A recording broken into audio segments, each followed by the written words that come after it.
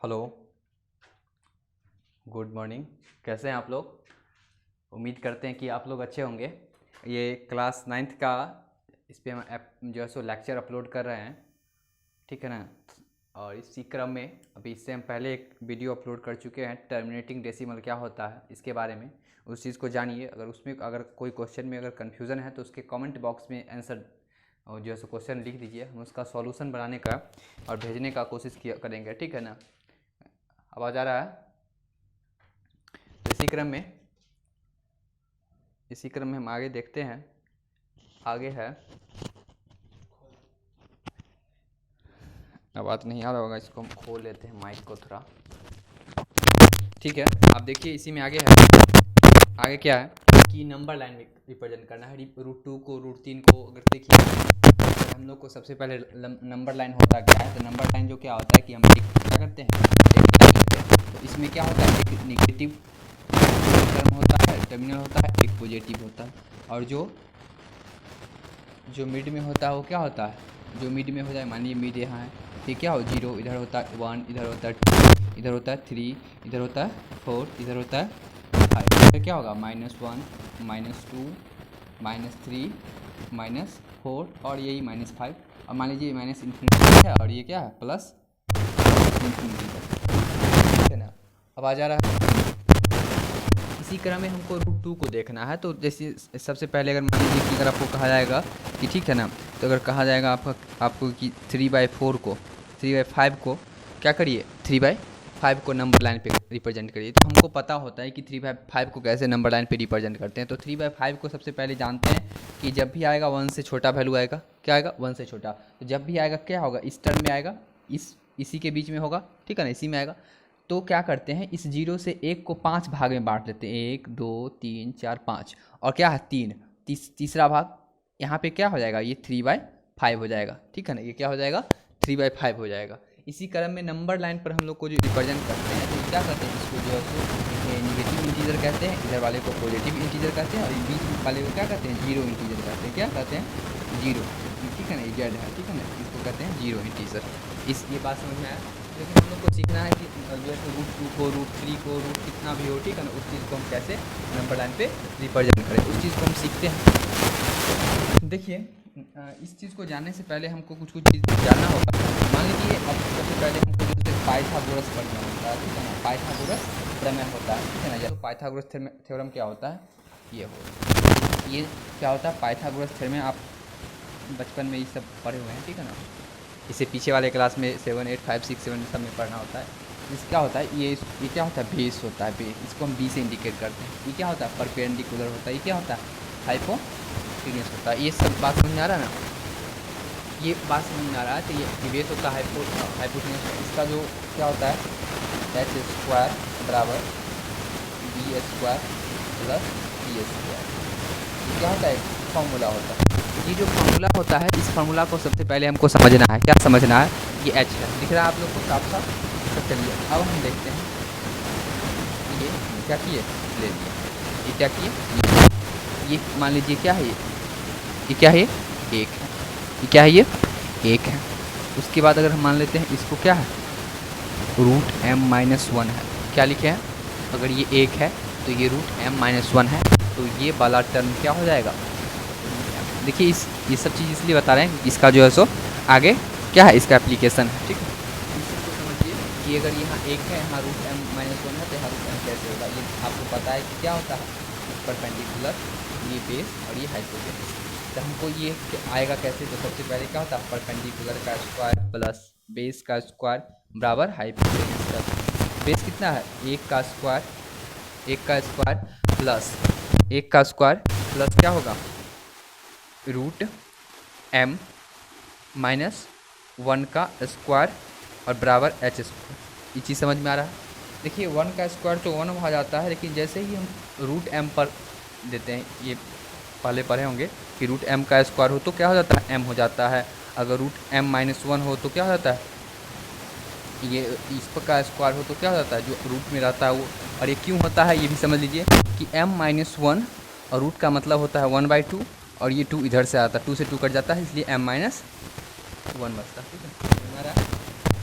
इसीलिए क्या हो जाएगा यहाँ से, ये तो प्लस है m-1, साफ साफ दिख रहा है ना। क्या हो जाएगा आप देखिए, एक का स्क्वायर एक होगा, एक से एक कट गया, क्या हो गया m बराबर h स्क्वायर, और h बराबर क्या हो जाएगा रूट m। अच्छा हम ये आप लोग को समझाए क्यों, मुझे थोड़ा समझ कि हम समझाए क्यों, ठीक है ना, हम समझाए इतना क्यों, इसलिए इस चीज़ को थोड़ा नोट कर लीजिए। अगर वीडियो को रोक कर भी नोट कर सकते हैं पीछे करके भी, ठीक है ना, ऑप्शन है आप लोग के पास, ठीक है ऑप्शन है। इसको हम आप देखते हैं कि इसको जो हम क्यों किए, इस चीज़ को पहले लिख लीजिए अपनी नोटबुक में, उसके बाद हम आगे बढ़ते हैं। आगे इस चीज़ को क्यों लिखे सो देखते हैं, फिर से हम एक बना देते हैं, देखते हैं ये क्या है, ये क्या है। अब हम मान लीजिए ये क्या है ये कितना है √2, ये √2, ये क्या हो जाएगा क्यों, क्योंकि अभी हम बताए थे कि इस चीज़ से देख लीजिए, अब ठीक है टेढ़ा हो जाए तो कोई दिक्कत नहीं है, ठीक है ना। यहाँ पे 90 डिग्री होता है और भी 90 डिग्री मतलब परपेंडिकुलर होता है, ठीक है ना। यहाँ पे बताए कि अगर √m है तो क्या होता है √m-1। अगर देखिए यहाँ पे m की जगह 3 है, यहाँ क्या हो जाएगा 3 - 1, ठीक है 3 - 1 2 हो गया, और यहाँ क्या हो गया 1। इस चीज़ को हम समझाए हैं, ठीक है। अब देखिए इस चीज़ को भी समझने का कोशिश कीजिए कि यहाँ 1 है, यहाँ क्या है √m है, तो क्या यहाँ क्या हो जाएगा √m-1। इस चीज़ को समझ रहे हैं, इस चीज़ को समझना जरूरी है, तभी जो है उस चीज़ को आसानी से समझ सकते हैं। फिर हम नेक्स्ट बात करते हैं। नेक्स्ट बात क्या करते हैं, अब देखिए ये चीज़ क्या करते हैं। अब हम एक नंबर लाइन लेते हैं, दिख रहा है बीच में 0 ले लेते हैं, इधर 1, इधर 2, इधर 3, इधर -1, -2, -3 और -3 इधर। अब देखिए हमको √2 का लेना है, तो अब हम सबसे पहले ये क्या किए 1 यूनिट लिए, यहाँ से यहाँ क्या हो गया 1 यूनिट, और इसी पर ये यहाँ से यहाँ क्या हो गया 1 यूनिट हुआ, यहाँ से यहाँ कितना यूनिट हुआ 1 यूनिट। अब फिर से हम अलग अलग देख लें कि यहाँ से यहाँ क्या हो गया 1 यूनिट। इस पॉइंट पे मान लीजिए ये A है, ये B है, इस पॉइंट पे एक परपेंडिकुलर डालना है। परपेंडिकुलर कैसे डालते हैं, परपेंडिकुलर जो है सो देखिए स्केल से बनाए होंगे, ठीक है ना, स्केल से या जो सो प्रकार से ज्योमेट्री के माध्यम से क्या करते हैं, एक ही चाप लेते हैं, ऐसे एक ही चाप जितना इस चीज़ को हम लेते हैं उतना ही, ठीक है ना, एक चाप जितना लेते हैं उसी चीज़ को क्या करते हैं, ये यहाँ पे मान लीजिए कोई मिड पॉइंट है, यहाँ से हम लिए हैं। अब इसी को लेते हैं तो क्या होता है, ये एक बार यहाँ कटता है, एक बार यहाँ कटता है, फिर क्या करते हैं एक बार यहाँ कटा, और मान लीजिए एक बार फिर इधर से इधर कटा, तो इस दोनों को जो बीच में मिलाते हैं यही इसका क्या होता है, यही इसका परपेंडिकुलर होता है, ठीक है, इसी चीज़ को परपेंडिकुलर कहते हैं, और इसको जो मिला देते हैं इसी इसका परपेंडिकुलर होता है। तो मान लीजिए वही चीज़ यहाँ हो रहा है, ठीक है, यहाँ हम क्या किए इससे मिला दिए। अब परपेंडिकुलर जब भी मिलाते हैं तो क्या होता है 90 डिग्री बनता है, 90 डिग्री हुआ, और यहाँ से यहाँ क्या करेंगे इसको मिला दिए, यहाँ से यहाँ इसको मिला दिए, ठीक है। अब हम बताएं कि ये इसको क्या माने 1 यूनिट, इसको माने 1 यूनिट, ये भी कितना यूनिट है, ये भी 1 यूनिट है।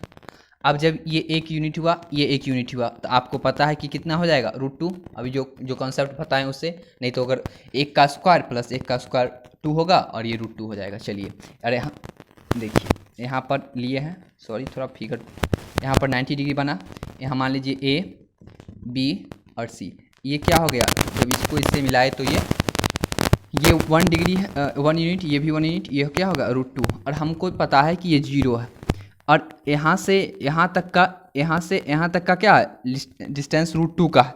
तो मतलब इसी चाप से हम इतना ही डिस्टेंस लेते हैं, इस चाप से इसी जो है सो इसी से अगर इसी के बराबर में आते हैं तो क्या होगा, मान लीजिए इतना कटा, यहाँ से यहाँ तक का डिस्टेंस और यहाँ से यहाँ तक का डिस्टेंस क्या होगा सेम होना चाहिए, यहाँ से यहाँ तक का डिस्टेंस और यहाँ से यहाँ तक का डिस्टेंस क्या होगा सेम होगा। इसलिए हम कह सकते हैं कि ABC ये क्या हो गया, यहाँ से यहाँ तक √2 हो गया, ठीक है ना। देखिए √2 जब आ गया तो √3 भी हम निकाल सकते हैं, कोई दिक्कत नहीं। कैसे निकाल सकते हैं, अब देखिए ये क्या हो गया, यहाँ से यहाँ तक कितना, यहाँ से यहाँ तक का कितना दूरी हो गया, डिस्टेंस हो गया, तो √2 हो गया, यहाँ से यहाँ तक का डिस्टेंस √2 हो गया।